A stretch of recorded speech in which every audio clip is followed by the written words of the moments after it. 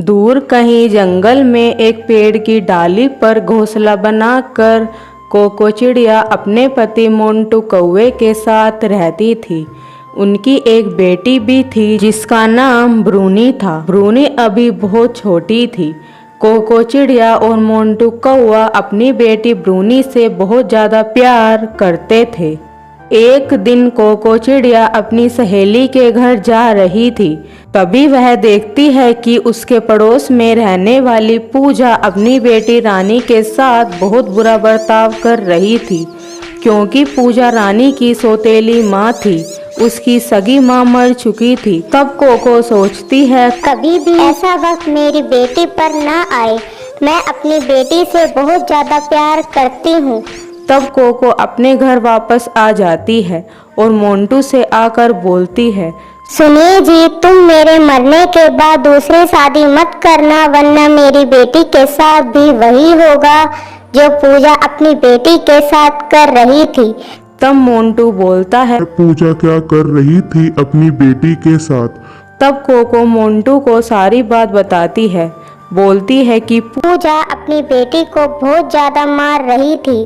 तब मोंटू बोलता है, हमारी बेटी के साथ कुछ भी ऐसा नहीं होगा। हमारी बेटी हमेशा खुश ही रहेगी और मैं तुम्हें भी कभी भी कुछ नहीं होने दूंगा। कुछ दिन ऐसे ही गुजर जाते हैं। एक दिन कोको की तबीयत खराब हो जाती है। कोको इतनी ज्यादा बीमार थी कि वह अपने घोंसले से भी नहीं उठ पा रही थी।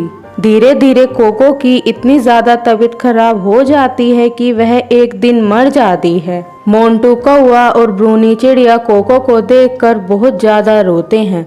मोंटू कौवा बोलता है, कोको तुम कहाँ चली गई? हम दोनों तुम्हारे बिना कैसे रहेंगे? ब्रूनी भी कोको से बोलती है, माँ मैं आपके बिना कैसे रहूंगी? माँ आप वापस आ जाओ। और दोनों बहुत ज्यादा रोते हैं। कुछ दिन ऐसे ही बीत जाते हैं। मोंटू कौवा पहले अपनी बेटी का ध्यान रखता और फिर काम पर चला जाता। एक दिन मिट्ठू तोता मोंटू कौवे के पास आता है और बोलता है, मोंटू भाई तुम अब दूसरी शादी कर लो।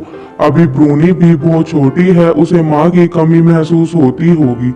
तब मोंटू कौवा बोलता है, हाँ मिट्ठू तोते तुम ठीक कह रहे हो। मुझे अपनी बेटी के लिए दूसरी शादी कर लेनी चाहिए। तब मोंटू टूनी चिड़िया से शादी कर लेता है। टूनी चिड़िया शकल से बहुत भोली थी, वास्तव में वह बहुत निर्दयी थी। टूनी चिड़िया मोंटू के सामने ब्रूनी से बहुत ज़्यादा प्यार करती थी, लेकिन मोंटू कौवे के जाने के बाद वह ब्रूनी पर अत्याचार करना शुरू कर देती थी।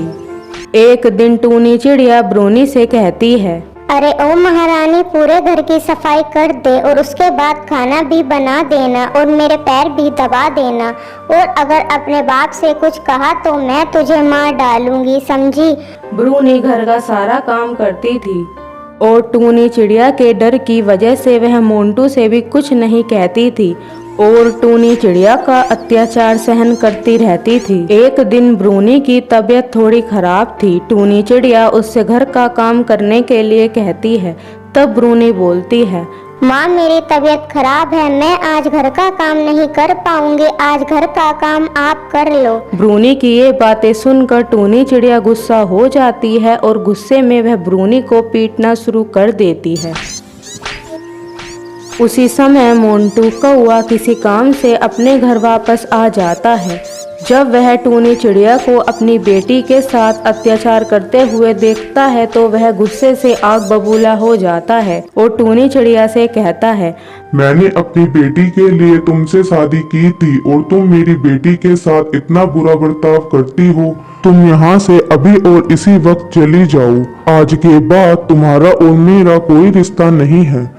तब टूनी चिड़िया बोलती है, मुझे माफ कर दो जी, मेरी कोई गलती नहीं है। ब्रूनी किसी भी काम के लिए नहीं सुनती, वो बहुत बदतमीज हो गई है। मैं तो उसे सुधारने के लिए ही ये सब करती हूँ, क्योंकि मैं उससे बहुत ज्यादा प्यार करती हूँ। लेकिन मोंटू उसकी एक भी नहीं सुनता और उसको माफ भी नहीं करता और उसको अपने घोंसले से निकाल देता है। और फिर मोंटू कौवा अपनी बेटी का ध्यान खुद ही रखता है और वह दोनों बाप बेटी खुशी खुशी रहने लगते हैं।